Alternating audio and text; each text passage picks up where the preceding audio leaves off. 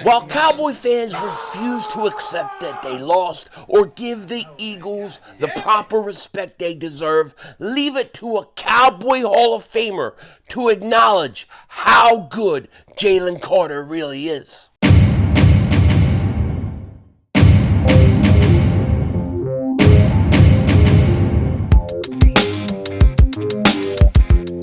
Dallas still stinks. Yo, by the way, King Dingbat here. Hope everybody's having a great day. Hope you guys are doing well. Hope you hanging in there. You know, as Eagle fans, we could sit there and we could talk about how much we love a player and how much we think he is going to dominate the future and stuff like that. The media could even talk about it. We do this with Jalen Carter all the time. But you know a player has truly arrived when he gets the respect of other players on other teams, especially when they're a rival team and they're future Hall of Famers. Hey, keep going, man. You're going to be special. It's an honor to be special. Great job. Stay healthy, all right? Zack Martin, baby. Zack Martin just said, how did they get you? Okay? That tells you right there how good Jalen Carter is going to be. No question about it. To me, this is the biggest honor, the biggest respect you can get, okay? Now, before we get into all this much more, I just want to give you guys an announcement. I will be streaming 2 games on Sunday. I will be doing the 49er Jaguars game, and I'm choosing and taking the Jags to beat the 49ers. Everybody's taking the Niners. I'm taking the Jags. I'm going to be streaming that game, and then we'll be streaming the Cowboy-Giant game, and we're going to watch the biggest upset when the Giants go in there with Danny DeVito, the little guy, and he tries to play psych. I'm kidding. Giants are going to get crushed. They're going to get blown out. Who are we kidding? They stink. The Giants stink. Come on, Philly 500. Nah, unfortunately, Dallas is going to win that game. But we will be streaming nonetheless, hoping for a miracle. Oh, we can always dream for a miracle, right? All I need is a miracle. All I need is the Cowboys to stink. You know what I'm saying? But we will be streaming that game nonetheless. Now, as I was saying about Jalen Carter, I really think that a player in the National Football League, especially a rookie, he truly, when you get the respect of other players on other teams, rival teams, future Hall of Famers, when you get that kind of respect from them, you are actually getting somewhere. Okay, to me, that's the best indication that a player is blossoming or becoming exactly what we think. Sometimes as fans, we just got to admit it. We could get carried away with guys. We could do it in a preseason. We could do it with one good rookie year. But Jalen Carter is the real deal. And Jalen Carter has been nothing but special. And just everywhere you look, you're going to see that Jalen Carter is dominating. Here's Jalen Carter's Here's his statistics compared to Aaron Donald this year. So Aaron Donald has 481 snaps, 40 pressures, 27 hurries, 5.5 sacks, and 7 quarterback hits. Okay, we're talking about Aaron Donald, okay? Then you have Jalen Carter, 251 snaps. He's played like 200 less snaps, okay? 29 pressures, 20 hurries, 4 sacks, and 4 quarterback hits. Remember, this is like over 200 snaps less than Aaron Donald has played. And Jalen Carter is putting up those kind of numbers. This is Defensive Rookie of the Year numbers. Okay, it just is. Jacob Media put this up. Shout out to them. Jalen Carter is the highest graded at 90.6 rookie in the NFL, and it's not even close. The next closest is Puka Nacua at 82.6. Jalen Carter, everywhere you look, he is dominating. Word on the Birds had put this up by Ryan Fowler on Jalen Carter. Carter's ability to dominate matchups has turned him into a focal point of the offensive line week in and week out. No other rookie 1 or 3 technique is within the same stratosphere in affecting the quarterback through 8 games. All right, so the praises are just coming everywhere. Okay, you can't say, because listen, as Eagle fans, we often feel disrespected. We often get the shaft because we're Eagle fans. We obviously know this. That's the way it goes. But in this case, in this scenario, it doesn't look like Jalen Carter is not getting the respect he deserves. Even the Pat McAfee show, okay, is showing Jalen Carter the proper respect. They had their midseason. Actually, when we talk about the Pat McAfee show, shout out to Pat McAfee, because they actually showed the Eagles respect and gave out their midseason awards. Check this out. Check what they had. Defensive Rookie of the Year, Jalen Carter. 4 sacks, 2 forced fumbles. You have to agree with that.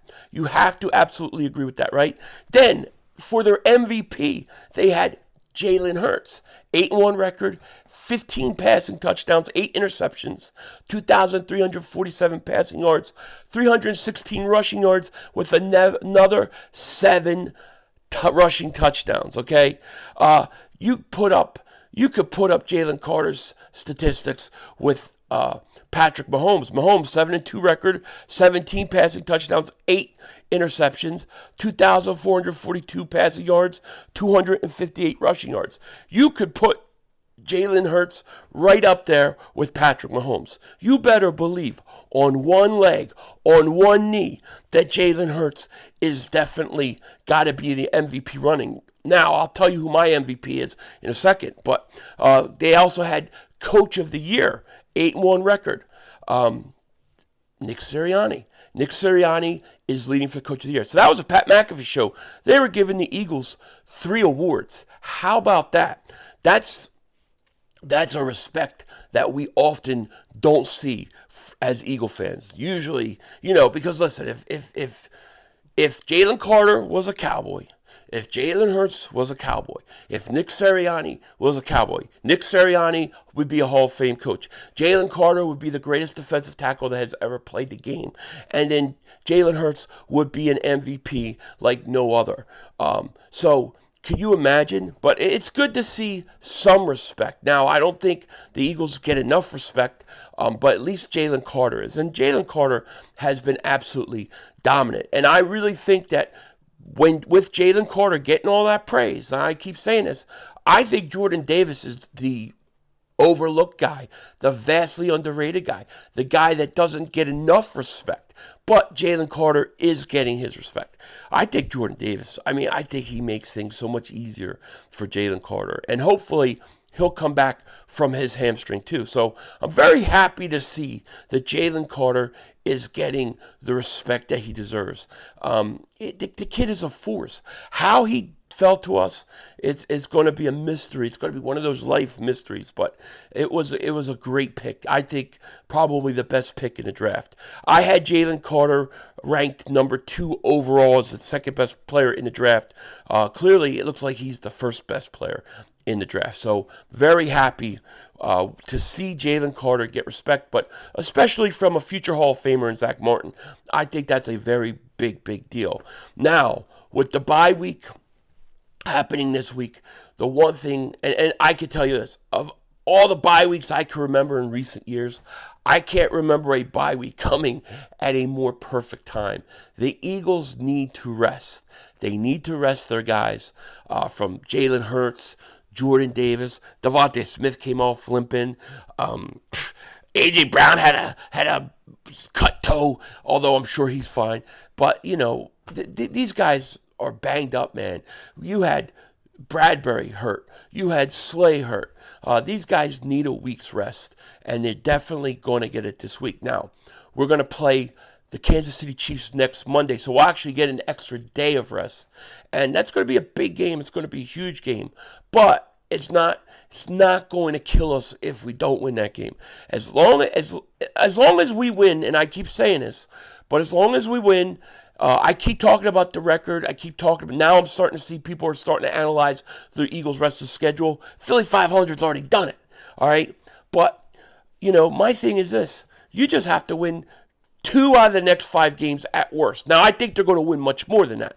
I'm just saying worst case scenario. You just have to win 2 out of the next 5 and then beat the Giants, Cardinals, and Giants. And you got, 13 wins. And you clinch home field. So the Eagles are well on their way. I think the Eagles, they might beat Kansas City, by the way. I think there's a legitimate chance. I haven't decided how I'm going to pick that game yet, but I think they beat Buffalo. I think they beat San Francisco. I think they beat Seattle, and I think they beat Dallas. I think they're going to win 4 of their next 5 at least, because I think they're going into Dallas and beating them again. I'm just going to be honest with you. Dallas could talk about, well, we almost had them in their secondary. The Eagles, by the time the Eagles get to Dallas, their secondary is going to be much improved.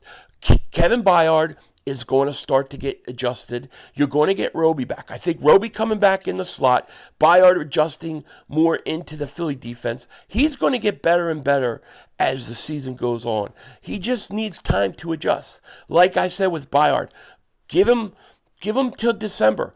By late December, I think he's going to be starting to make plays. I think that BYARD really will start coming on right around that Dallas game.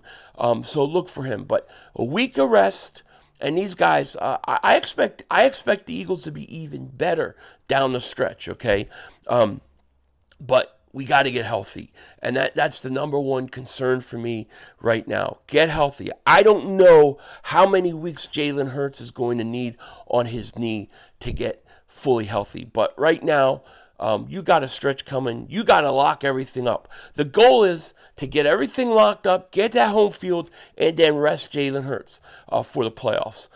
But maybe the week will really help him a lot. And if he could come back healthy and going, that'll be even better. We'll know, because once he starts running and they open up that part of the game, I mean, that's the whole other thing about the Eagles. We watched the Eagles do what they did to the Dallas defense that everybody talks is the greatest defense ever, which it's not. But people talk about how great the defense is.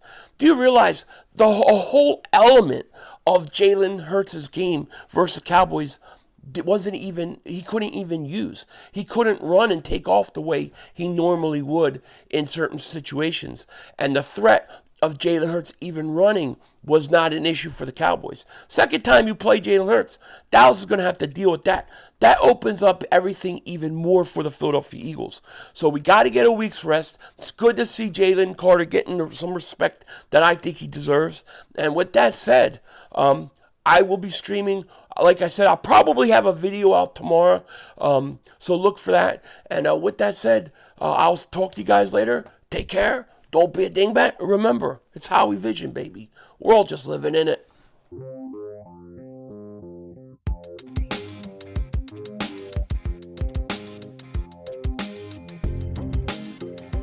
Now, if you watched this video, you said, hey, Philly, you said you were going to tell us who you thought the MVP of the season is, but you didn't tell us. Well, I was saving it for the post-credit scene. What are you going to do? All right, but here's my MVP. For some reason, it's always quarterbacks, and I'm not saying quarterbacks don't deserve the MVP, but right now, my MVP of the league is A.J. Brown.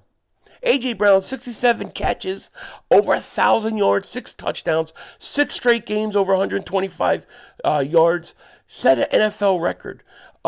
I think A.J. Brown's the MVP because even early on in the season when Jalen Hurts was struggling, having knee problems, A.J. Brown was a beast. You couldn't stop him. Teams couldn't find a way to slow him down. And when Jalen Hurts needed him, he was there. I think A.J. Brown right now, midseason, is my MVP. Now, I'm not saying it'll end up that way. Maybe a quarterback will end up winning at MAHOMES or Hurts or something like that. But I got to tell you, at this point, A.J. Brown, to me, is the MVP at the midseason. At the midseason, we got A.J. Brown, MVP. That's all I can say. I think he absolutely deserves it. Denzel Washington, out.